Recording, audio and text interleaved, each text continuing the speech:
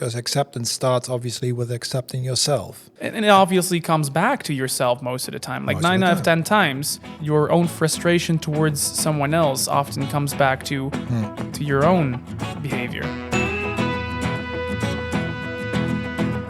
So, Here we are again. here we are again. Episode 2 Number 2. of the Unlimited Potential podcast. Yep. First one was an experience, so to say. Definitely an experience. First time for us doing a podcast together. In general, doing a podcast. Last week we obviously recorded the first Dutch episode Yep. of the Unlimited Potential podcast. So if you guys want to see that, you can also look that up on Spotify, Apple Podcasts, YouTube, wherever you want.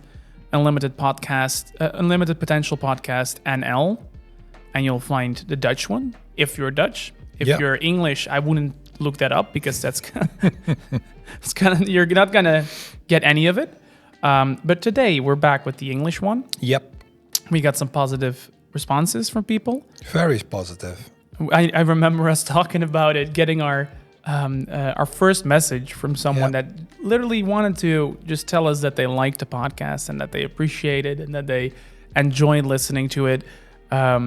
And how I was reading through it and thinking in my head, okay, when's this person going to sell me something? Like, it was so nice. And then at some point I thought, like, all right, when are we going to get to the point where they go, all right, so I think we can even improve your podcast. So if you would let me show you my service, we can work together maybe. No. It wasn't going to happen. They No. were just sending us an email to give us a compliment, which was very nice. Yeah, it was very nice. It was a inspiring reaction on everything we did, the 3 levels of consciousness. Yeah. And it was it was super cool to get it. It was super nice. Definitely, it gives you a lot of energy again. And some other feedback was also cool, like people who just recognize a lot of stuff they encountered themselves. So that, for me, was only... Look, for me, it's pretty normal to talk about this stuff and to see all these people struggling with different challenges. But maybe sometimes I think, it's just these people that come to my practice. Yeah, because you're also a But that's psychologist. obviously not true. Yeah. Yeah. It's super interesting to see the responses of people to it and how people responded. And like I said, it gives you a lot of energy. So if you guys ever...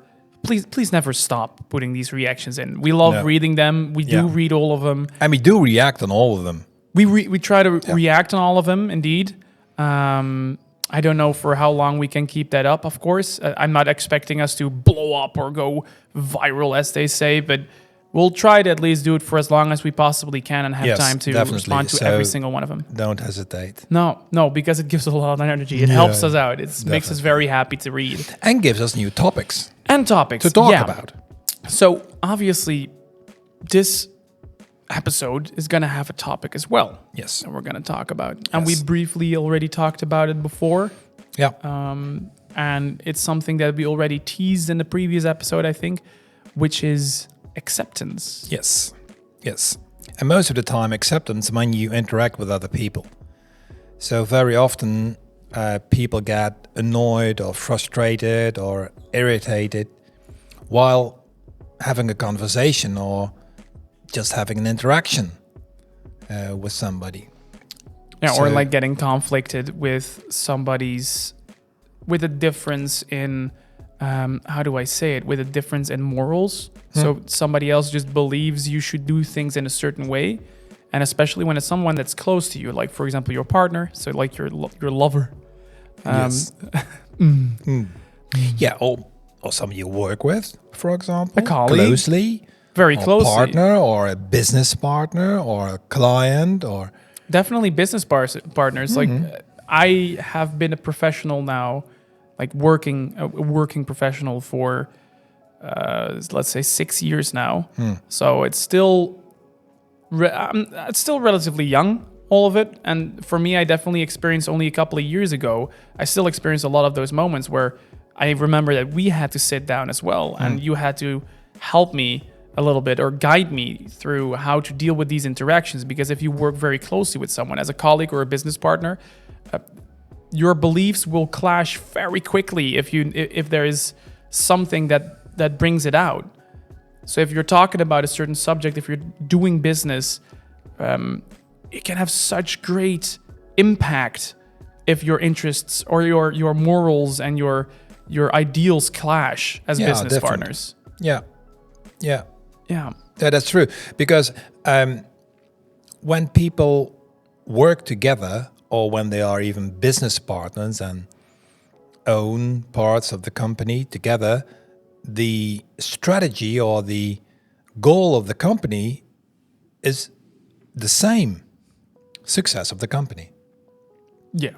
But still, everybody brings in their own personality and their own key talents and their ways on how to do things. Oh, and I guess they have their own fluff around that idea Yep. of getting successful, because maybe one judges being successful based on the income the company makes. The other says like, no, the amount of people that we help. But in all cases, everybody just wants the company to be successful, at least most of the time. Yeah, but that's very interesting because it doesn't apply only to business relationships, but also to personal relationships where the two partners have a feeling or a thought or a way how to look at the future and how this relationship should evolve, for example. And very often people just don't talk about that. No. They just live, they just interact, they just do stuff, and then at some point they argue. Because it like clashes, because then something snaps, like it's the final... That's what often happens, right? Things build up because they don't say anything, they don't give it attention, they don't think too much of it. The frustration builds up, and at some points it snaps.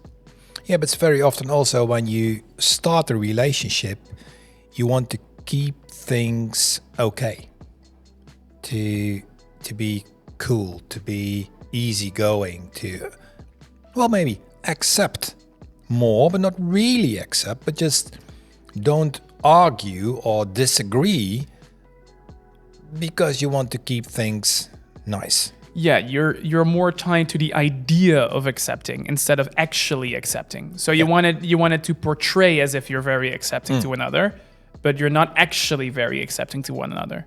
No. You don't truly understand what that form of accepting entails, what it is in your specific context, like in the context of that relationship. Yeah, because acceptance starts obviously with accepting yourself. And it obviously comes back to yourself most of the time. Like 9 out of 10 times, your own frustration towards someone else often comes back to your own behavior. Yeah, it definitely does. And that's why we think it's very important to first know yourself very well. Yeah. And accept that you are the way you are, with your key talents, with your challenges you have, and this is what you bring into the relationship. But if you don't know exactly what you want from life, then it's very difficult to have an interaction with a person, for example, a business partner or a partner in private, where you want to build on a joint future, like a assemble future. Yeah. And then you need to have a picture which is shared by both people. Yeah, that's always been a very interesting concept to me. So the idea of, obviously, in the end, with monogamy, the goal is to, at some point, become one. And in a very funny way to say that, but in a way, I guess that always feels like it's the goal, but at the same time, you also don't want it. And especially in the last 5 to 10 years, you also hear a lot of people that have the need to also have their own life, within their relationship. Why do you think that is? That people say, "Oh, yeah, well, obviously we're in a relationship where I also want to have my own life." Why is that? Why do people have that urge? Because the only reason why they would tell that or say something like that, obviously it's because they have a feeling of that it's lacking at that moment. So True. it's in some form of another, they feel like they're being held back from doing that already. Because if you're already feeling like you're doing all the things you want to do and leading your own life and stuff like that, you won't mention that. That would be weird. You're not gonna go like, I want to live my own life, but I'm already doing that, so that's good. Like that's never how the conversation goes. No.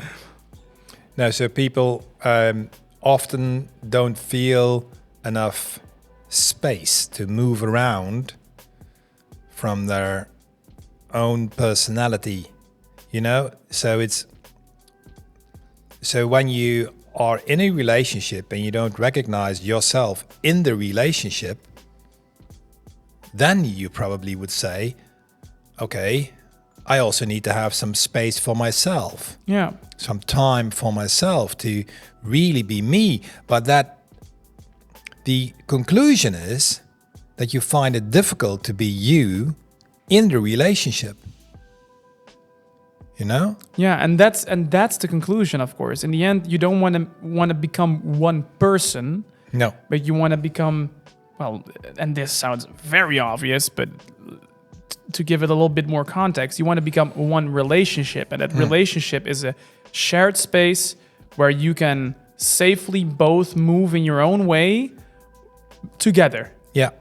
So you can do your own thing, and you know that from each other. You know what the other person wants to do. You know how to let the other person do that while still maintaining your own needs, still knowing how you can move your own needs and your own dreams around the dreams and the needs of the other and make it flow together. But how does this work when you have like 5 hours or 3 hours in the afternoon? And the both of you are free. But some things need to be done. Like you have free work, you have spare time, and these 4 hours can be filled with something. And then you have a different way of filling that 4 hours than your partner. And you have a real strong urge to do what you would like to do. But the other person has something totally different, which conflicts with what you want. So if you do what the other person wants, you can't do what you want. Can we give it some context? Yeah. For example, when people have spare time, so no work, discretionary time. So just you can do whatever you like. Yeah. Still with the couple, the relationship situation. Yeah. For example, one person says, okay, let's just do nothing. Read a book, sit on the couch, do some things on Facebook maybe, or watch a Netflix series. And the other person says, oh, no. We should do some domestic work, toilets, etc. Yeah, because we ate Mexican food yesterday, and that toilet is a rampage right now. For example, and this seems a very small thing, but I think our listeners do recognize this. Oké, ik heb dit op het web gevonden voor de ziensbaring. No, Siri. You know what? I would want a quick button to turn off Siri just for a while. Like a switch. That would be nice. Sorry, continue. Okay, continue. So this seems so small, but a lot of arguments, irritations they build up when you can't do what you would like to do, and somebody else suggests or maybe even interferes in that urge to do that, and they almost force you to do something else. Yeah. So, I want to sit on the couch. No, we need to do some domestic work. So, which creates frustration. Yeah. On both parties. On both parts, because the one on the couch is probably thinking, oh, finally we have some time that we can relax, and he again wants to do a lot of things, and he wants to clean it. Just come sit down. He's making me so anxious by walking around all the time. And the other person is like, oh my God, we have to clean this toilet. How can she be like, oh, I'm gonna sit on the couch now and I have to do this all alone? What?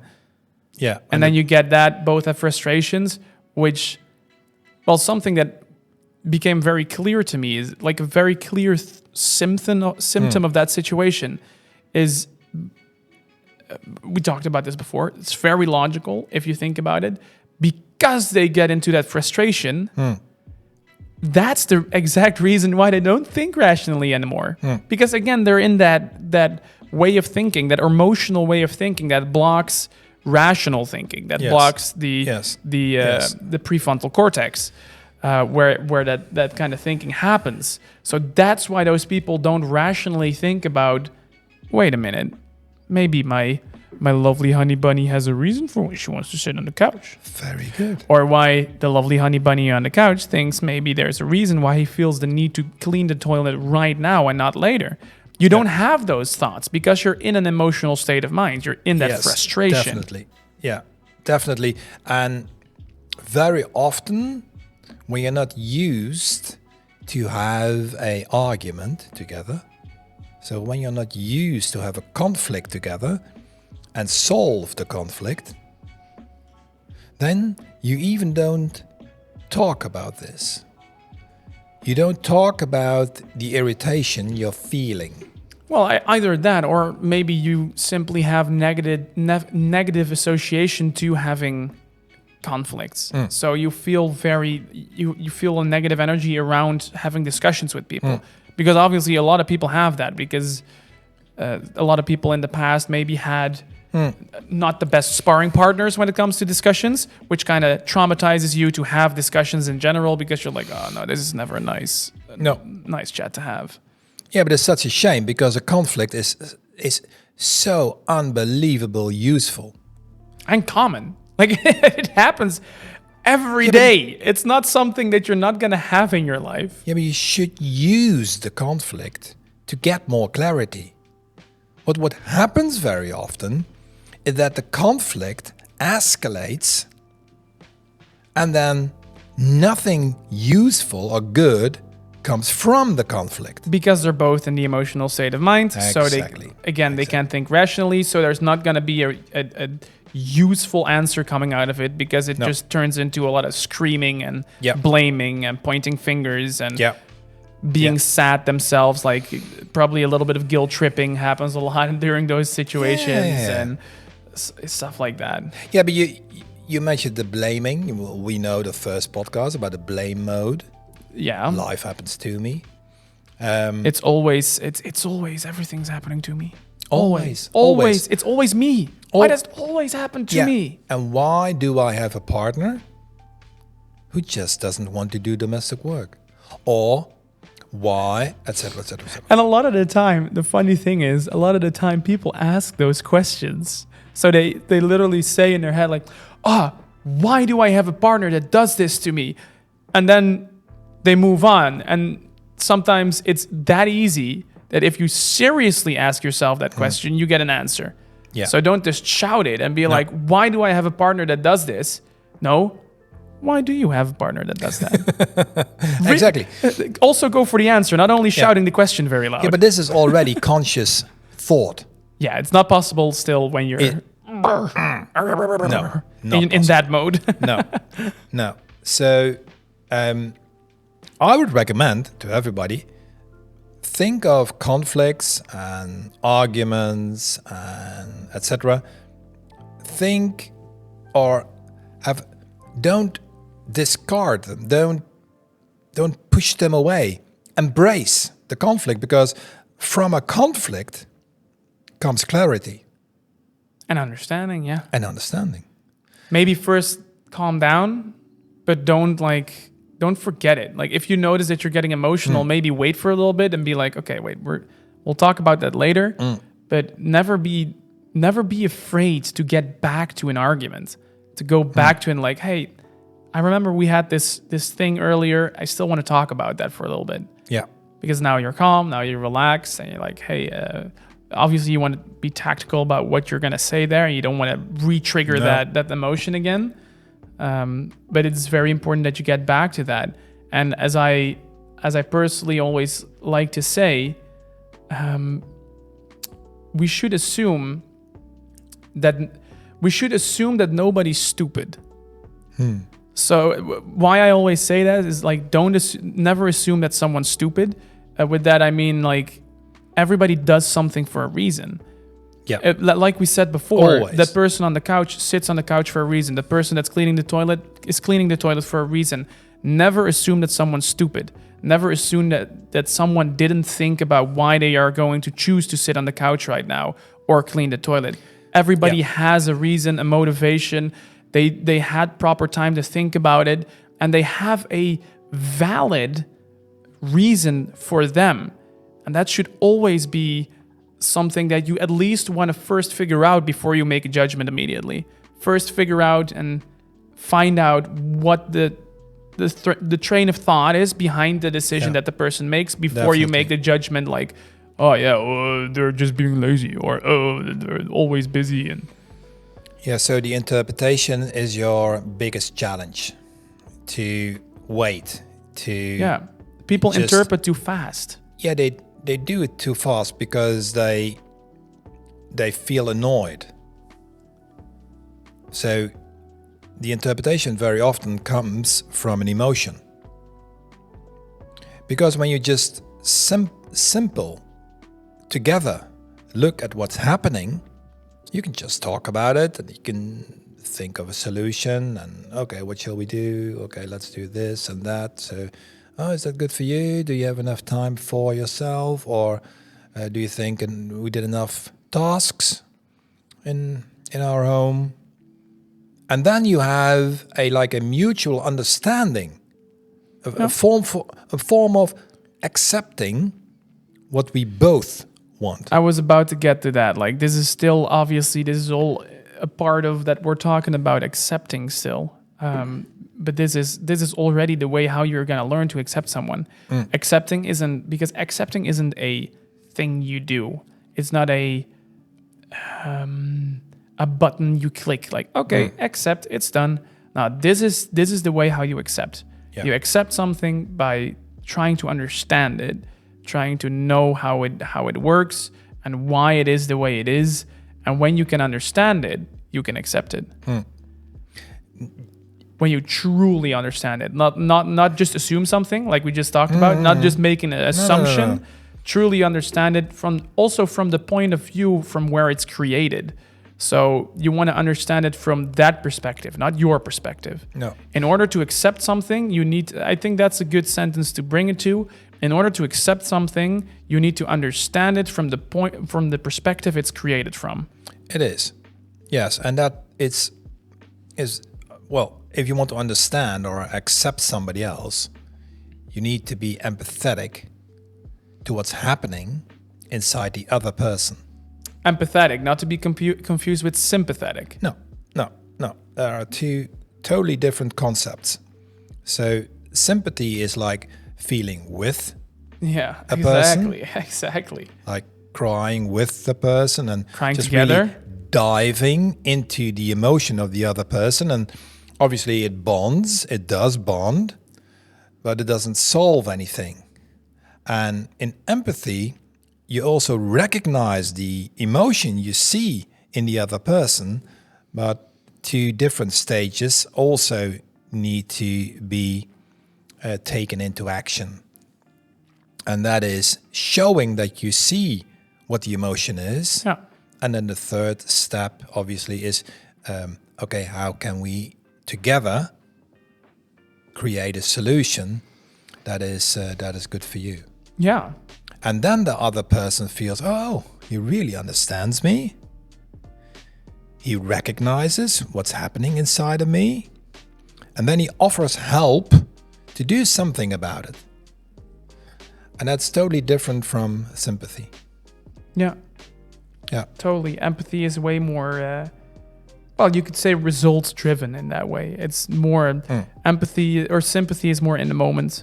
More let's hug, let's cry together. Let's eat a big tub of Ben and Jerry's ice cream together. For example. Not sponsored. Definitely not sponsored. But this is so cool that we come to these sympathy, empathy concepts, because being able to accept somebody, the other person needs to feel that you care.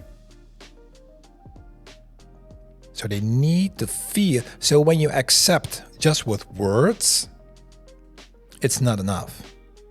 Yeah, so that's obviously a part of, I guess, the next step, right? First, we learn to accept it ourselves. We learn to accept and try to understand. And again, coming back to that understanding, it's very funny. I saw a video about that. I don't remember exactly who said it. It was a very nice conversation. Some professional also, psychologists and entrepreneurs had. And they also, one of them also said, I am always the last person to talk on a table. Because they say, like, if you're the last person to speak, you're probably the person with the most information, because you first got to really understand everybody on the table. Everybody already spoke before you did. They already expressed their opinions, and now you understand everybody on the table before you say something. Yeah. That was very businessy how they said it. But in this situation, it's kind of the same. On your own end, like we just discussed, you first want to be when you're going into a conflict, you probably, before the conflict, when you're preparing mentally, as we all do, you're already thinking like, oh, I'm gonna tell them this and this and this. But when you're doing that in the healthy way, first be silent for a bit. Try to get as much information as you can from the situation. Grab information, maybe ask some questions and stuff. And then when we get to the second step, like what we're getting at now, when we're trying to resolve the situation, we need to probably indeed show some sympathy first in love relationships, I think. And maybe parental relationships too. Most people can't hold back. So they feel driven by the emotion, the urge to just talk about their own problem, their own shit, their own feeling they have, because it's driven by emotions. So what you suggest is obviously true, but for a lot of people not possible, because they feel the urge to talk about their own emotion, to talk about their own problem, what's bothering them. And the other thing is that's even it's interesting also that some people are silent but still can't listen. No. So they are silent. So it seems that they are listening, but they're just waiting. They're just waiting for them to have a turn. Yes. Yeah, exactly. And the emotion blocks any absorption of anything that's being said on the other side of the table. So they're just waiting for a gap so they can jump in and they can say their thing. And that's obviously not the whole point of this. Like I said before, the point is when you're silent, the whole idea of being silent is so you can gather information. You're not waiting for your turn. It's a beautiful opportunity to really understand someone else. And in order to have that proper conversation, we need to do exactly what you also just said. You need to first recognize that you understand someone. You need to show your findings, so to say. You just try to listen. Just give it, and it's super simple. Often it's super simple. It's literally sometimes, and in the easier situations, obviously there are difficult situations, but in the easier situations, sometimes it's as easy as literally repeating back what they said. Yeah. If somebody says like, "Oh my God, I just got fired from my job and I don't understand why," and you just literally reply, "Oh, I can't imagine how it is to be fired and just not know what happened. Like that must be terrible." You literally said the same thing back. Yeah. And now they feel completely recognized with their problem. Exactly. But in a way, it kind of feels like a trick. Please don't use it as like a trick, because it's a part also for yourself to really process the thinking of the other and learn it and analyze it. But it is a very good way to help them feel heard, and for yourself to really process and realize what's going on in their mind. I think that this is a very good example because this precedes acceptance. So before acceptance, you obviously need to be attentive to what's happening on the other side. And this is already like second stage difficulty level, because first you need to listen to yourself. So what's happening inside of me before you can be attentive to what's happening on the other side of the table. First, always work on yourself first before you work on others. So many people in our current generation have it the other way around. They always think like, no, never mind my problems. I want to help you. Like, hold up. So with your withered garden, you think like, you have a withered garden with weeds everywhere. And you're like, let me help your garden. No, don't go help my garden. Your garden looks like crap. Yeah. How about you fix that first? Yeah, because how can you listen when your mind is full of talk and thoughts about yourself? So when you're very occupied with thoughts about you, how can you fill your brain, your mind, your thoughts with also something you observe when you interact with another person? That's almost not possible because you're already filled up, you know? And then you're very occupied with just you. And being able to interact with another person, the other person should feel that when they interact, it's not in vain.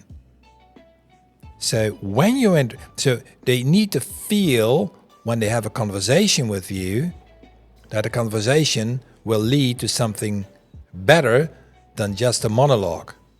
You know? So, sorry, maybe this is this is a little bit cryptic, but if you are really attentive to another person, they feel that they matter. Yeah, exactly. And then they share. Because if they don't, but that only happens when you show it. You can't just feel attentive yourself, and then they will feel that you feel attentive. You have to. You need to find a way to express and show, because like we talked about in the previous episode, I think we talked about that. The only thing that people will base their own perception of you on is things that you show, not things that you think. No. So you can't think, I'm being attentive, I'm listening to this person, and then just expect them to understand that you are actually listening. You need to give them clear signs that you're understanding them, that you're listening to them, which are both different things. I mean, I can show you that I'm listening to you by looking at you while you talk, maybe nodding a little bit, but that's still not an indication that I understand what you say. No. An example of showing that I understand you is what I just did a little while back. Like I repeat what I back. say. Exactly. I repeat back, or I ask a follow-up question to what you said. Like, hey, but how does this work then? If you're saying this, how does that work? You know, that's truly showing to the other person that you're understanding. Exactly. So the coming back to the example we had about when you need to fill up a space of like afternoon, couple of hours. One person on the couch, one person wants to clean the toilet. If you don't express why you want to do or are doing what you do, people just don't know. They just see something, then they interpret what they see, and then the whole conversation is just in their own minds with themselves. So there's still no common ground, you know? And this is super easy to do if you grasp the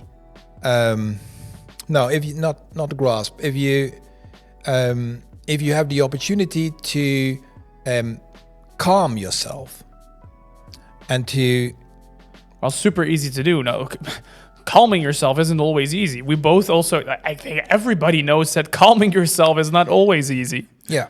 But that's obviously also where the famous saying "counts to 10" comes from. It's Exactly. because calming down is often the simple fact of just giving yourself time to calm down. Yeah. Often it's just a matter of time. It's not a trick. It's not a exercise. Exercise can speed up the process, but it's often a matter of...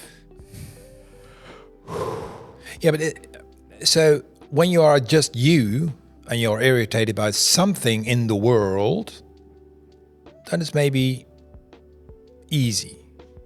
But when you are the two of you, like partners or business partners, into a relationship, there are two people being irritated. So before you can come together again, you need to lose the irritation, the frustration, because that's blocking you from understanding the other side. exactly. To be attentive. Like we said at the beginning, it's blocking you from having that attentive, going into those attentive thoughts. And if you can agree then on what's happening here, like just agree. Okay, we have a afternoon. Just start by agreeing on the situation. Exactly. Just start on agreeing to at least say out loud, hey, you want to sit on the couch tonight, right? Yes. You want to clean the toilets right now, right? Yes. So we both want to do different things. Yes. Yes. That's already the first stage of accepting. You at least already accepted the fact that you both want to do different things. And this is the situation. And then you talk about, okay, but what can we agree on, which we both agree on to do in the next 4 hours or whatever. And also here you need to be very clear. You need to be very precise on what you want to do. And then you can think of a strategy how to do it.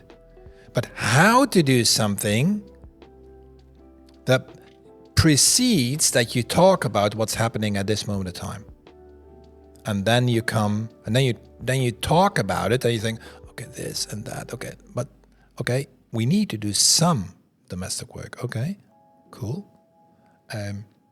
But I want to recognize your I understand that you also want to sit on the couch. You want to relax for a moment bit. and relax. You've had a long week.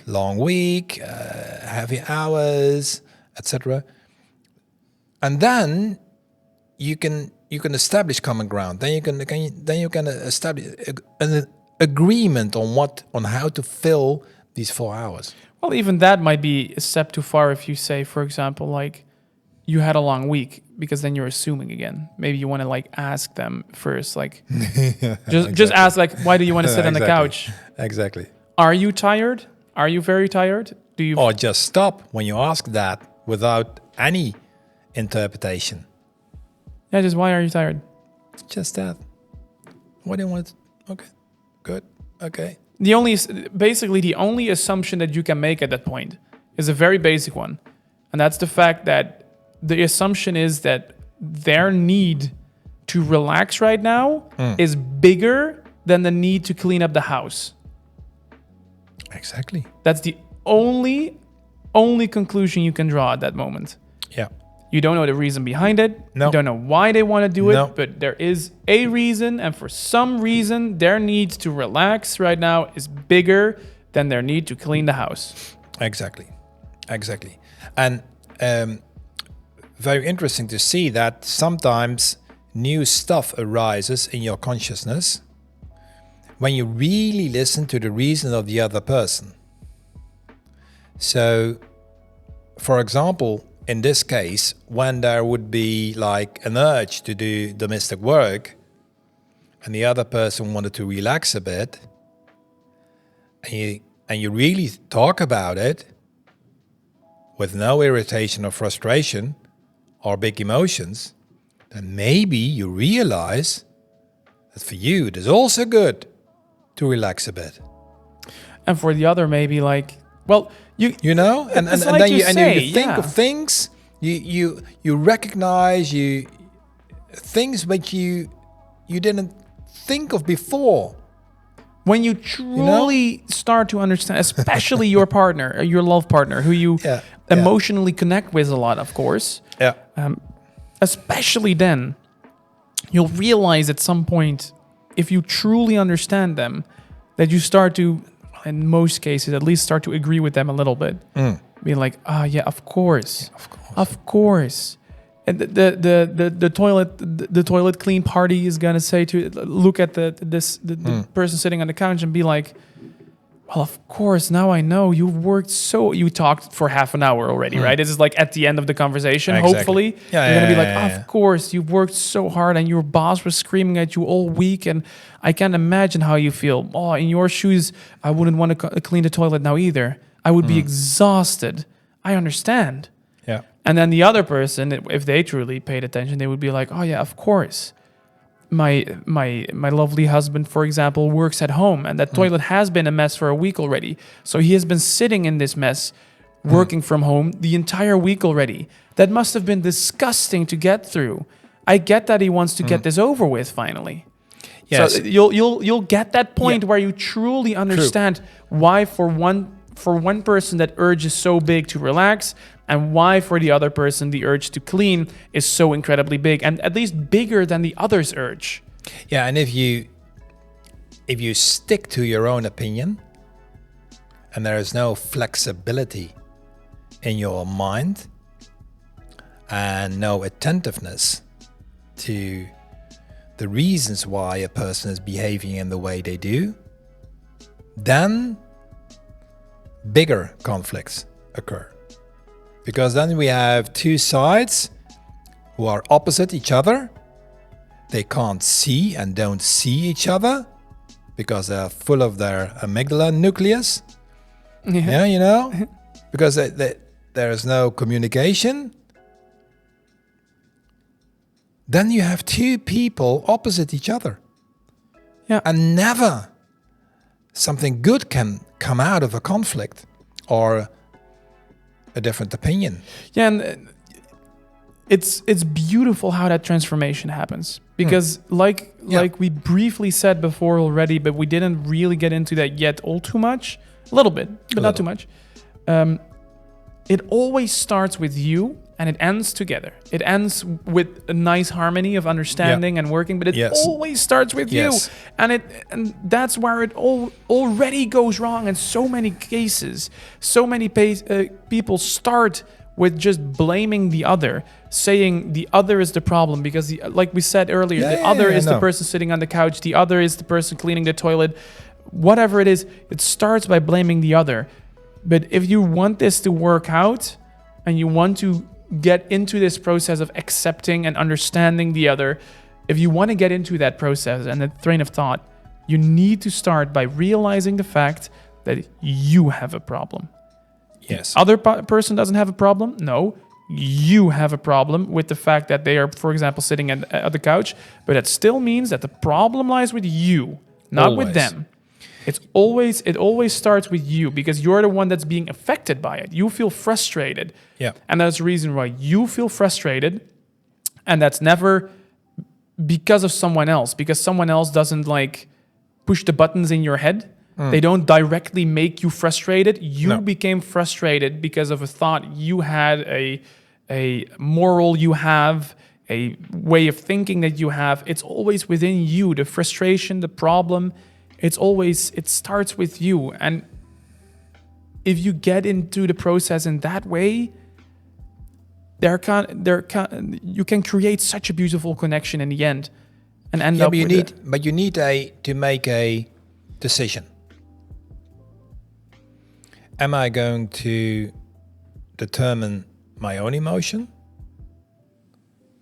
Or am I a slave to the action of somebody else that triggers an emotion inside of me? And that sounds to me like a perfect subject for the next episode. Yeah. And by the way, we didn't just for the people at home, we didn't we didn't script this or anything. This is just I'm looking at the clock and I'm seeing how much time we have left for this episode. Okay. You're talking about this, and I think this we already talked about this as being a subject. Yeah.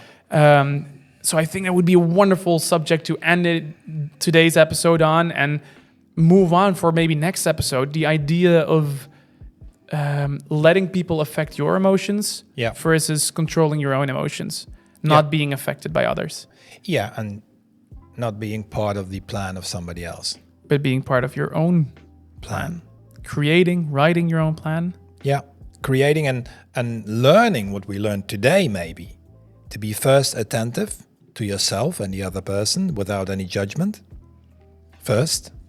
And then learn how to accept that you have an opinion and the other person has an opinion, and that's both good, and that you can come to a joint understanding. And that will diminish a lot of frustration. Yeah, it takes a lot of practice though. So try to practice that for a while. Try it at home. Because this is already a big exercise. Yeah, if you want to do.